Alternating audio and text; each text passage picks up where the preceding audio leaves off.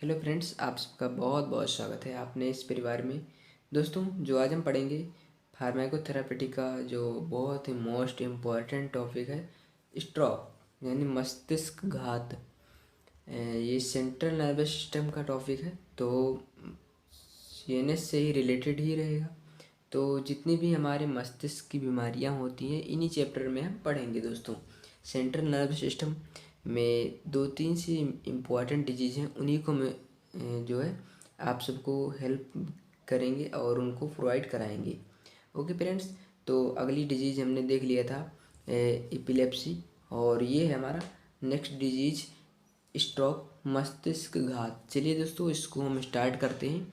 और आपको पीडीएफ इसकी चाहिए तो आप कम्युनिटी पोस्ट हमारी चेक करिएगा, तो वहाँ पे आपको मिल जाएगा कि आपको कैसे मिल सकता है। उसके बारे में हमने विशेष से उसे डाल रखा है।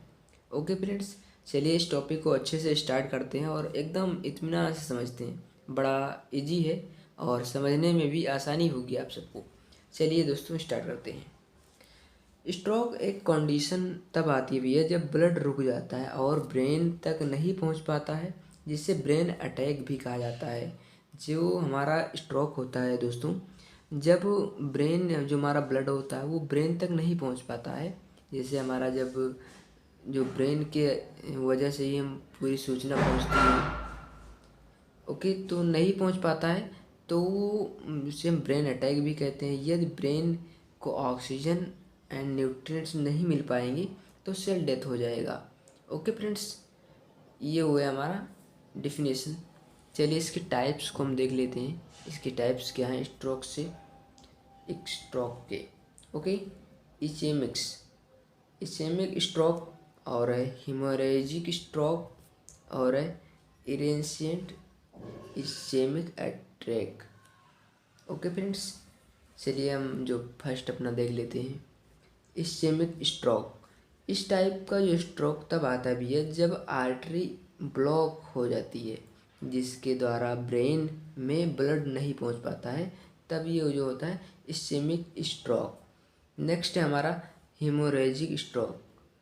इस टाइप का स्ट्रोक तब आता है जब आर्टरी लीक हो जाती है, जिससे ब्रेन में ब्लड नहीं जा पाता है। किसमें? ब्रेन में जब ब्लड नहीं जा पाता है तो ये स्ट्रोक होता है। हाई ब्लड प्रेशर के कारण लीक होने की संभावना रहती है। जैसे हाई, जब आपका ब्लड प्रेशर हाई हो जाता है तब ये संभावना होती है फ्रेंड्स। ओके, आई होप समझ पाए होंगे फ्रेंड्स इतना। नेक्स्ट है हमारा ट्रांसिएंट इस्चेमिक अटैक।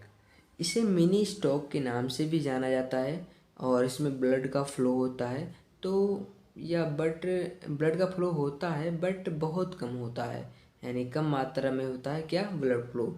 जब हमारे ब्लड फ्लो होते हैं बट कम मात्रा में होते हैं, तो ये अटैक होता है। ओके फ्रेंड्स, ईटियोलॉजी यानी क्या कॉज होते हैं। ओके, आर्टरी के ब्लॉक होने से जो इस्चेमिक स्ट्रोक होता है, और ब्लड वेसल्स के लीक होने से जो होता है। अगर दोस्तों आप इन टाइप को अच्छे से समझ लोगे और ये होता क्या है, तो इनके सभी आप ईटियोलॉजी, नॉन फार्माकोलॉजिकल, और जो एक दो मेडिसिन कौन सी यूज होंगी वो फार्माकोलॉजिकल ट्रीटमेंट में, उसको यूज करके आप लिख दोगे बड़ा आराम से। तो ये सभी बड़ा इजी रहेंगी अगर इसकी आप डेफिनेशन को अच्छे से समझेंगे। ओके फ्रेंड्स, तो ये टाइप ही इनमें हमने कर दिया है, और ये रहेगा हेमरेजिक स्ट्रोक। और नेक्स्ट है जब ब्लड फ्लो कम होने से जो तीसरा स्ट्रोक था, वो तब ये स्ट्रोक हो जाता है। इसके कॉज हैं, चलिए रिस्क फैक्टर क्या है। एंड इनएक्टिव लाइफ स्टाइल, आपने भी जो हेल्दी डाइट है, इन सबको अच्छे से अगर नहीं ले रहे हैं तो ये बड़ा रिस्की होता है। और हेल्दी फूड और हर चीज़ हेल्दी डाइट का यूज करना चाहिए हमें। Family history of stroke, over weight के कारण हो जाता है, ओवर एज के कारण भी ये स्ट्रोक होते हैं।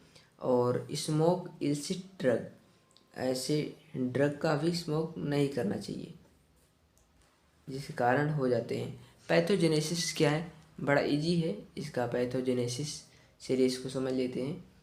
ड्यू टू ईटियोलॉजिकल फैक्टर, जो ईटियोलॉजिकल फैक्टर में बताया वो ब्लॉकेज होने होते हैं, और रिड्यूस ब्लड सप्लाई, और जो है ब्लड सप्लाई रुक जाता है, रिड्यूस हो जाता है, और death of brain cell, brain cell का डेथ हो जाता है, जिससे लॉस ऑफ ब्रेन फंक्शन, और ब्रेन फंक्शन लॉस हो जाता है, जिससे स्ट्रोक हो जाता है। ओके फ्रेंड्स,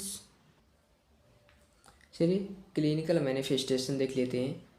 क्लिनिकल, जिसमें डिजीनेस और लॉस ऑफ कंट्रोल, सोचने और समझने में प्रॉब्लम होगी, फेस और पर पैरालिसिस हो जाना, लेग्स में पैरालिसिस। नॉन फार्माकोलॉजिकल मैनेजमेंट, जल्दी से भी ये डॉक्टर को से कांटेक्ट करना चाहिए, नहीं कि हम आओ भी सुई लगा देते हैं, इंजेक्शन लगा देते हैं और ऐसे ये लो मेडिसिन खा लो।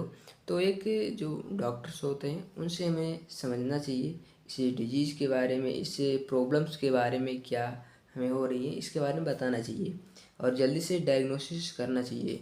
ओके फ्रेंड्स, फार्माकोलॉजिकल मैनेजमेंट क्या है? इसे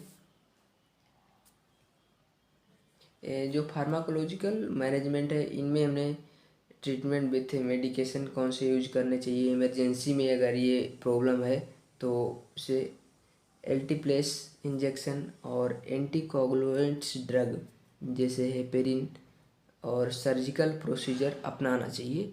ये हमारा क्या है, फार्माकोलॉजिकल मैनेजमेंट।